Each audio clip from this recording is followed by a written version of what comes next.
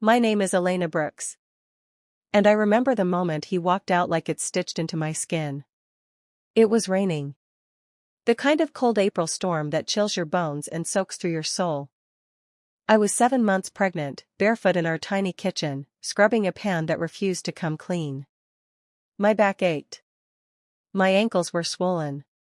The baby kicked like she was trying to remind me, "You're not alone, Mama." Jason stood in the doorway, keys in one hand, phone in the other. He wasn't even looking at me. "I can't do this," he said, like we were talking about dinner plans. "Not a life. Not a child." I blinked. "Can't do what?" "This." He motioned toward my belly, then around the apartment. "You. The kid. The bills. The stress. I'm 27, Elena. I didn't sign up for this." My heart stopped, then raced. "You did sign up for this. We planned this baby together." He laughed, cold, bitter. "No. You planned it. I just didn't stop you." I dropped the sponge. "You said you wanted to be a dad." He met my eyes for the first time. I lied. There are moments in life when time slows down. When your body goes numb before your heart can catch up. That was mine. I wanted to scream, throw something, beg him to stay, anything but stand there, frozen, as he opened the door and walked out of our lives. He didn't pack a bag. Didn't say goodbye. Just left. And the silence he left behind? It was louder than any slam of the door. The next morning, I called his mother. She didn't pick up. By week's end, the phone line was disconnected, and his social media accounts were gone. Just like that, Jason Reynolds had vanished, leaving behind rent, bills, and a woman too pregnant to touch her own toes. I called a friend to help me to my doctor's appointment. The nurse asked if the father would be joining. I smiled. "No. It's just me." I said it like it didn't shatter something inside. Nights were the worst. The baby moved more after midnight, like she could feel my tears and was trying to keep me company. I'd talk to her belly like she was already here. "I promise I'll do better than he did," I whispered once, pressing my hand to the place her foot kicked. "I'll never leave you."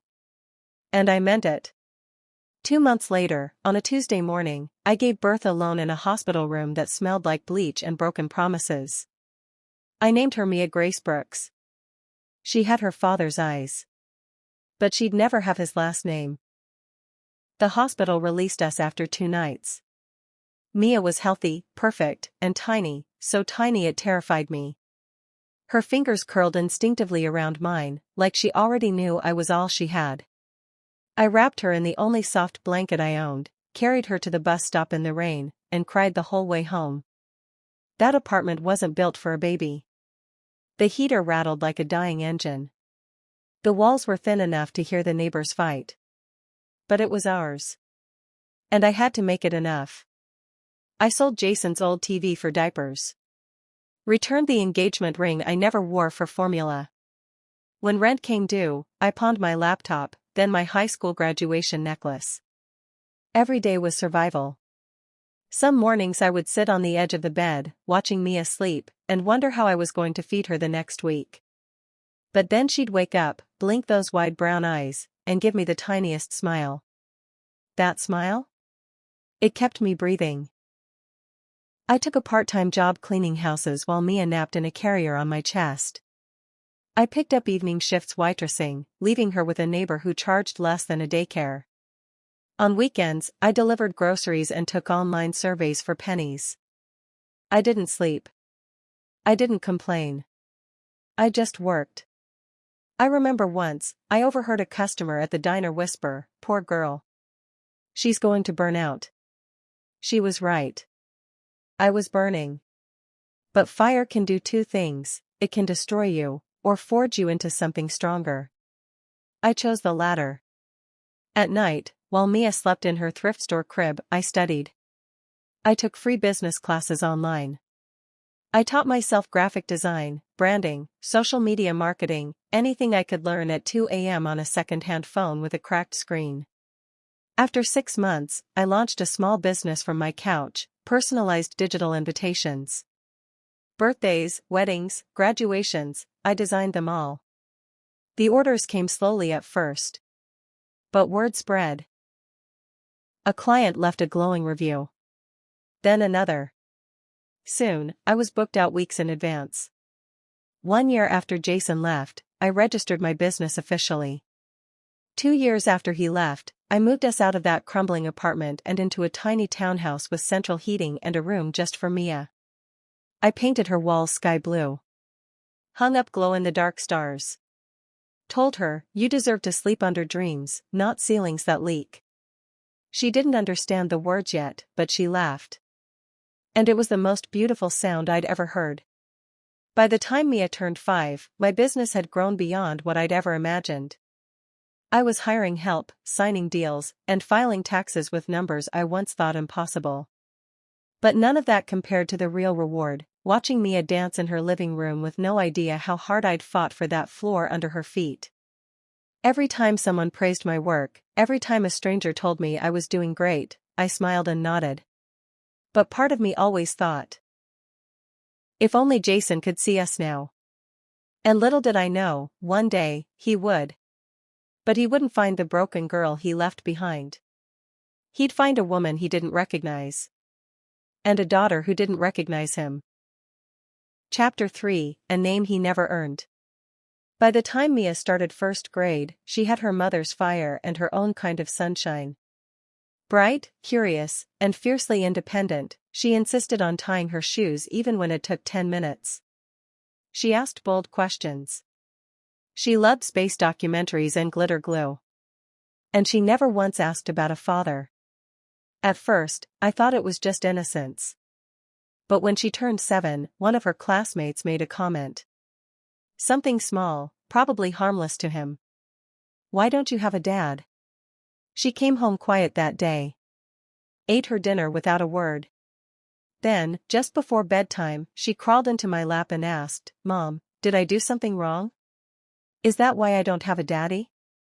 The words knocked the breath out of me. I held her tight. "No, baby. You did everything right. He wasn't ready to be the kind of daddy you deserve." She nodded slowly, then looked me in the eyes. "Then I don't want one. I already have you." After that, I never hid the truth. I didn't badmouth Jason, but I didn't protect him either. Mia had a right to know. I showed her a photo once. Told her his name. Told her that he left before she was born. She listened quietly. And then she asked, "Can I call Grandpa my favorite man instead?" I smiled. "You can call him anything you want." Years passed. Business boomed. I launched a second brand, then a mentorship program for single mothers. I was interviewed by a parenting magazine. A local news channel did a story on me, from teen mom to CEO, Elena Brooks' journey. They published a photo of me and Mia laughing in our backyard, arms wrapped around each other, sunlight in her curls. It got shared. A lot. That's when it happened. I got a message request on social media from a name I hadn't seen in a decade. Jason Reynolds. The profile picture was different. Older. Sharper suit. Same eyes. Same mouth I once loved. "Hi," the message read. I saw the article. "I think she's mine." No apology. No regret. Just 6 words that made my stomach twist. I didn't reply. But he didn't stop. 2 weeks later, the principal at Mia's school called me. "There's a man here asking about your daughter. Says he's her father." Time froze. I dropped everything and raced to the school, heart pounding. Fear. Rage. A storm I hadn't felt in 10 years swirled in my chest. I walked into the office and there he was, Jason, in a sleek suit, holding a stuffed animal and a bouquet of cheap flowers. I just wanted to see her, he said, like that made it okay. You don't get to want now, I said coldly. You had your chance. But before I could say more, a small voice called from the hallway. Mom? Mia walked in.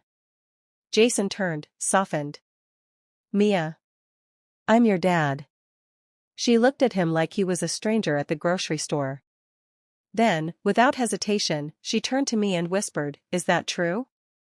I nodded, slowly. By biology, yes. Jason knelt, holding the toy out like a peace offering. I brought this for you. She took one step forward. Then stopped. I don't know you, she said simply. I already have a parent. And it's not you. He flinched. I stood beside her. Calm. Tall. Ready to burn the whole room if I had to. Come on, Mia, I said gently. Let's go home. She slipped her hand into mine. We turned our backs on him, just like he had once done to us. That night, I watched Mia sleep. And for the first time, I didn't wonder if Jason would ever regret what he did. I knew he did. But some names, like Dad, aren't given by DNA. They're earned. And he never earned hers. Jason didn't give up after that day at the school. He started slow, emails, long and guilt-ridden. Messages full of phrases like I've changed, and I want to be part of her life now. He said he was young and stupid back then.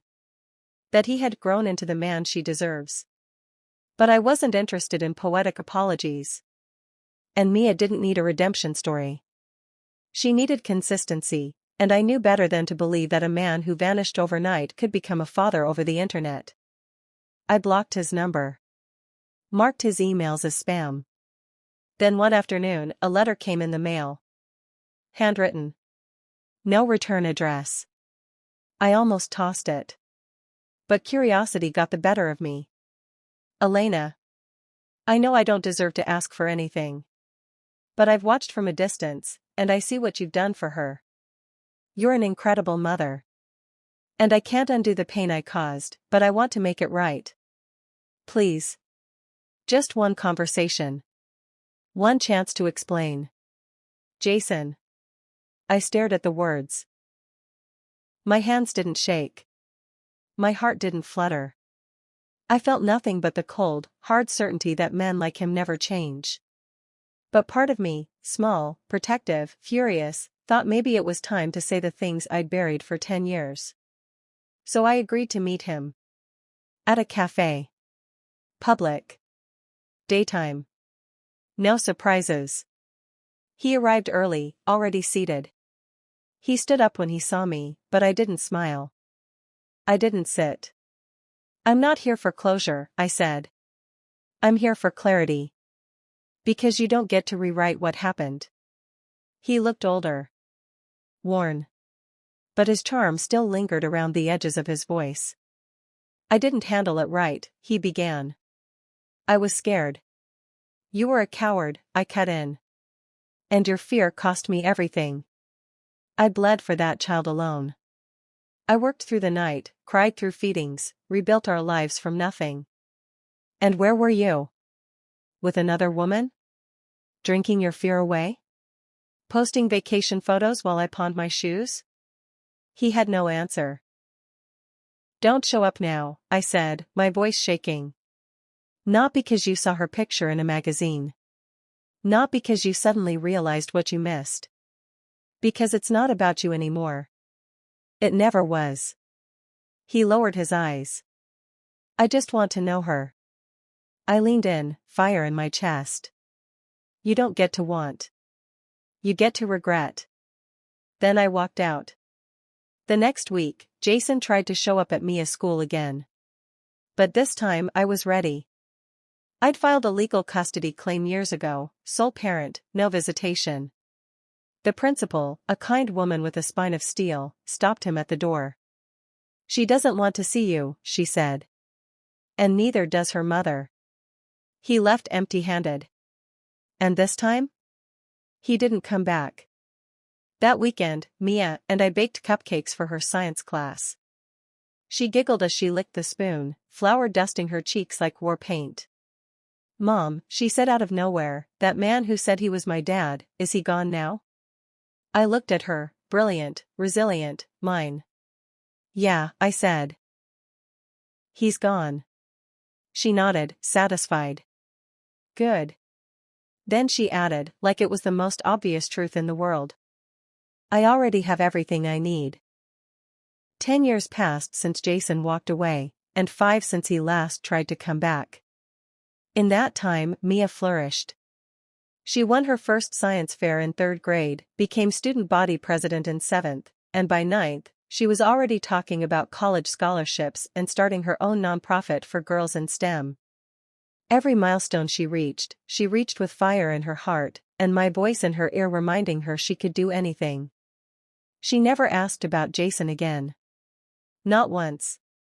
And then came the awards banquet. Mia had been chosen to give a student speech at the district's honors gala. She acted like it was no big deal, but I knew she'd spent weeks rehearsing in her room.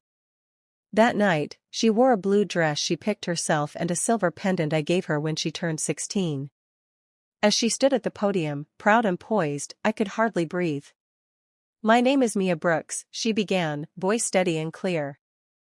"I want to talk about the people who shape who we are. Not just by being there, but by staying."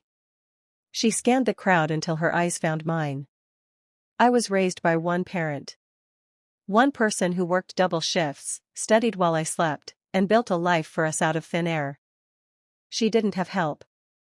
But she had me. And I had her." There was a hush across the ballroom. "I once heard that biology makes you a parent, but love makes you a mom." Well, my mom? She gave me everything. And I'm not just proud to be her daughter. I'm proud to be her legacy. Tears blurred my vision. I couldn't even hide it. She paused, smiled, and said, "So, to anyone out there wondering if they can make it on their own, I'll say this. If my mom could build a whole world for me with nothing but grit and love, you can, too." Applause exploded around us. But all I could do was sit there, stunned, heart cracked open, thinking. We made it. After the event, a woman approached me. A journalist from a national outlet. "That speech," she said breathlessly, "was incredible. Would you and Mia consider doing a mother-daughter feature? It's a beautiful story of strength and success." Mia looked at me, grinning. "Should we?" I smiled through tears. "Let's tell them everything." We became a symbol after that. Not because we were perfect, but because we were proof. Proof that abandonment doesn't mean the end. Proof that women can rise, even from the ruins. Proof that single motherhood isn't a weakness, it's a weapon sharpened by love. But here's the part no one sees, the quiet truth beneath the headlines. Some nights, when the world is asleep and the house is still, I sit on the porch with a cup of tea and wonder. If Jason ever lies awake, thinking about the life he walked away from. And if he does, what does he regret more? Losing me?